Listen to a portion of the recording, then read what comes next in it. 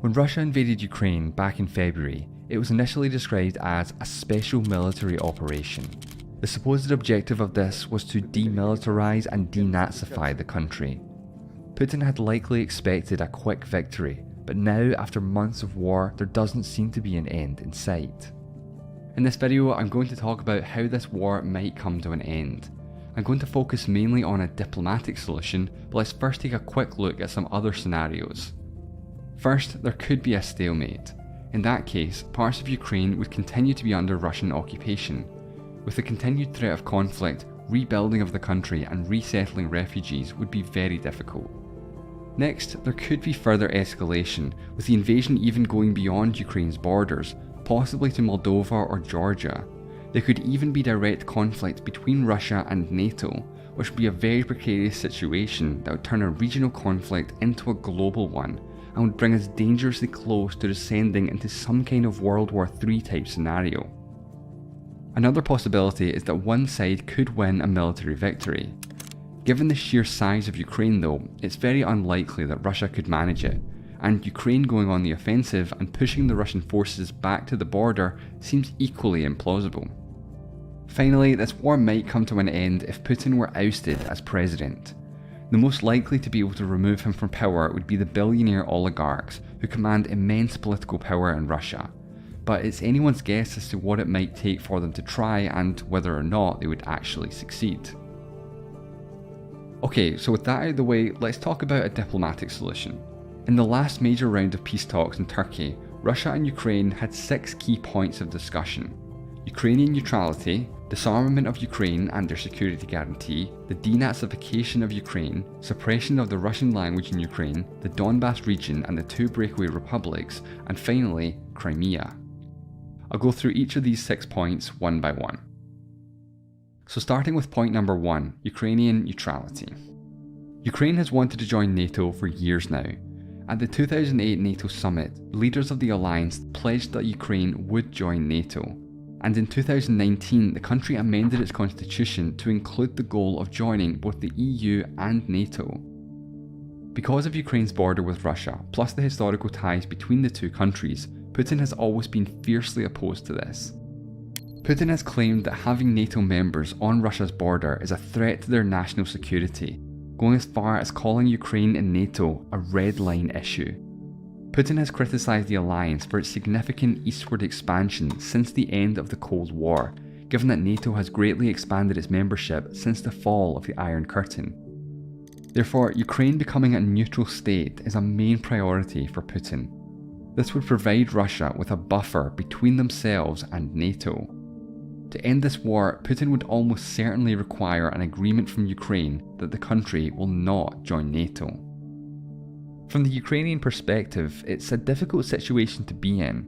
On the one hand, joining NATO would be the best way to defend themselves against Russian aggression, but somewhat paradoxically, the very act of discussing membership has only exacerbated tensions with Russia. Ukrainian President Volodymyr Zelensky has admitted that at this stage it does seem unlikely that Ukraine joining NATO is a possibility. However, he has said that any change to the country's stated position in this regard would require a referendum, and only after the withdrawal of Russian troops. Only time will tell if he'll stick to this statement or not, especially since it's unclear which way the people of Ukraine would actually vote. Of course, if Ukraine agreed not to join NATO, how could the country feel safe from any future Russian aggression? This brings us on to point number 2. Security guarantee and disarmament. Ukraine needs assurance of its safety, and Russia wants the demilitarization of Ukraine in some capacity. This point alone means that any peace treaty could not simply be a bilateral agreement between just Russia and Ukraine. A third party would need to be involved to guarantee the security of Ukraine. Realistically, this would need to be NATO, or at the very least a NATO member. They're the only ones capable of being enough of a deterrent to Russia. It's not clear what the Russian delegation is looking for in terms of disarmament. This may be restrictions on military personnel, tanks and aircraft, or perhaps even specific types of weapons, for example long-range missiles capable of striking Moscow. Or it could be simply to return all weapons that Ukraine has received from NATO countries. Obviously, Ukraine would not want to put itself in danger by restricting its military, so it would need to be 100% sure of the strength and legality of any security guarantee. Zelensky has gone as far as to say he would need something akin to NATO's Article 5, an attack on one is an attack on all, in which case any attack on Ukraine would oblige all NATO members to respond. Ukraine will understandably be cautious with this key point of discussion, especially given what has happened in the past. In 1994, Ukraine signed an agreement called the Budapest Memorandum, in which the country gave up its nuclear weapons in exchange for security assurances from several countries. Among these, ironically enough, was Russia, but also the NATO members of the US and the UK. As both 2014 and 2022 have shown, none of the signatories of the agreement came to Ukraine's aid. Point number 3 is the denazification of Ukraine. Now, it would be very easy to simply dismiss this point as Russian propaganda, but there actually is some truth to it. Certainly nowhere near enough to justify an invasion, but let's take a closer look. So who are these guys pictured in the article? They're called the Azov Battalion. The group was founded in 2014, which began as an ultra-nationalist volunteer police group and was integrated into Ukraine's National Guard later that same year. This was done to help fight against the Russian-backed separatists in the Donbass region who were trying to break away from Ukraine. It would be rather difficult to deny the group's links to neo-Nazi ideologies. Even just looking at the Azov logo is enough to raise eyebrows. Their logo features a Vulsangel, symbolism that was used by the Nazis' SS division in World War II. During the last 8 years, the battalion has been on the front line in the war in the Donbass, and the fighters have gained a reputation as fierce defenders of the nation.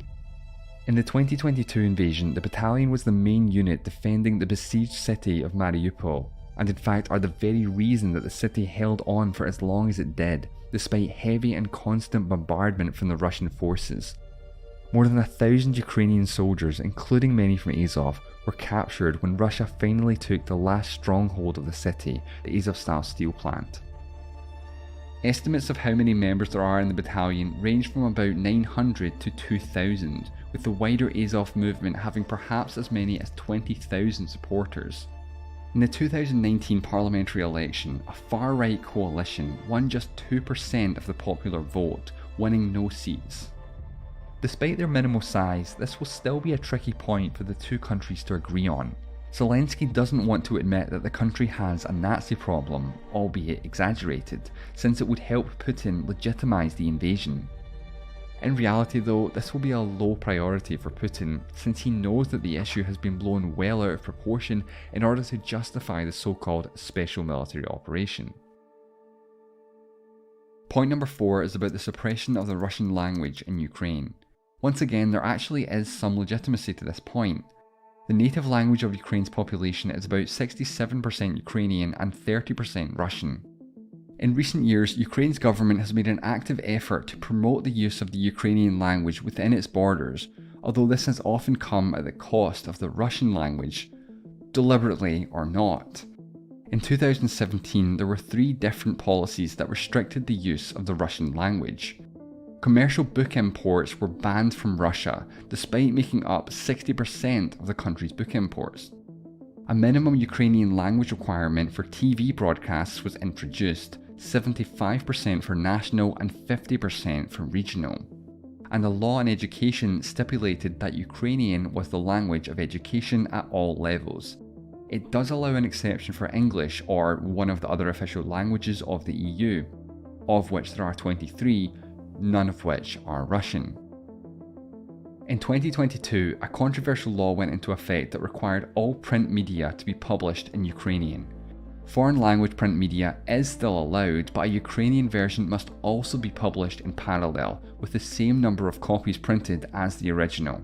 This means that a Russian language magazine, for example, would have to incur the extra costs of translating everything and printing double the number of copies, which would be entirely unprofitable.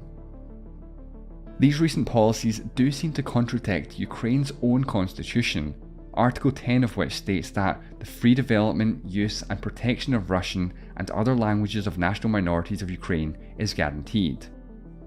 Regardless of whether or not suppression of the Russian language in particular was one of the goals of this legislation, historical context is important for understanding why the current government of Ukraine would want to further promote the Ukrainian language in particular. A distinct Ukrainian language and culture has been suppressed since the days of the Russian Empire. As early as the mid-1800s, there was an effort to restrict the use of the Ukrainian language in order to dissuade any ideas of a separatist movement. After the Soviets took over following the Russian Revolution, Ukraine tried and failed to achieve its independence and was forcibly annexed by the USSR. The Soviet era had its ups and downs, with the Ukrainian people facing particularly heavy suppression and persecution under Joseph Stalin. A 1930s famine in Ukraine, which was directly caused by Stalin's policies, led to the death of 4 million people. Some scholars view this famine as a deliberate genocide against the Ukrainian people, although there remains a significant debate on the subject. Throughout the years, many Russian nationalists have sought to classify Ukrainian as a dialect of Russian, and today Putin has often dismissed the very idea of a Ukrainian identity.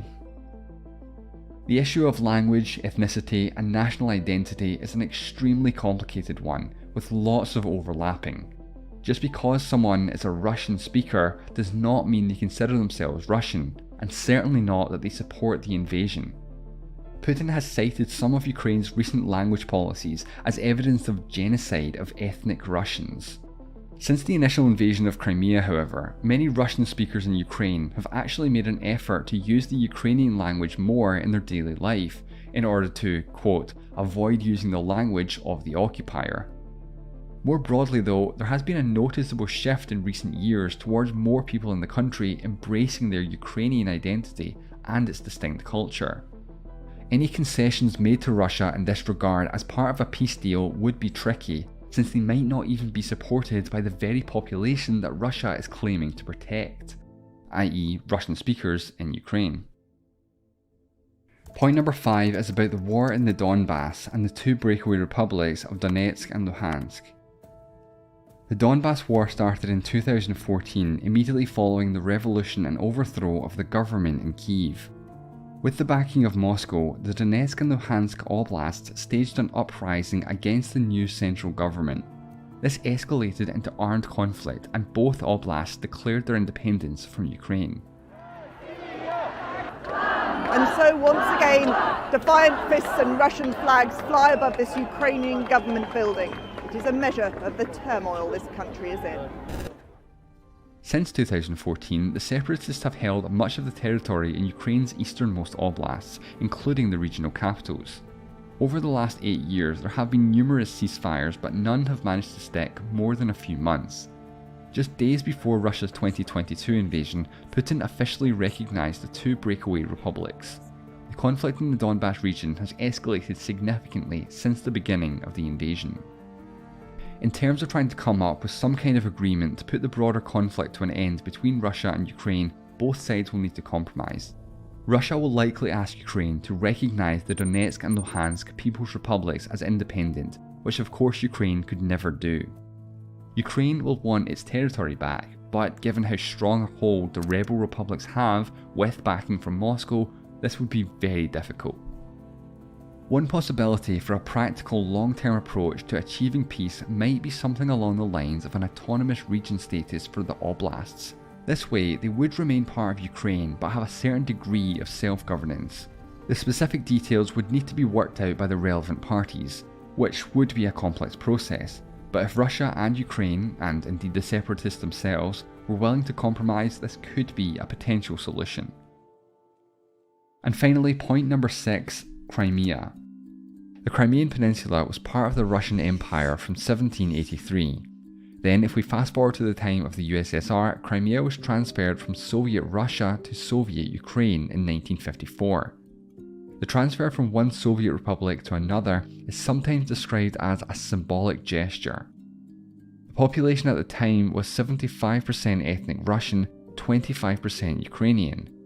although this was only the case because Joseph Stalin had expelled the native population a decade earlier. Crimea was annexed by Russia in 2014 and they've had complete control of the entire peninsula ever since. A referendum showed 95% of voters in favour of joining the Russian Federation, though it's hard to know just how legitimate this process was.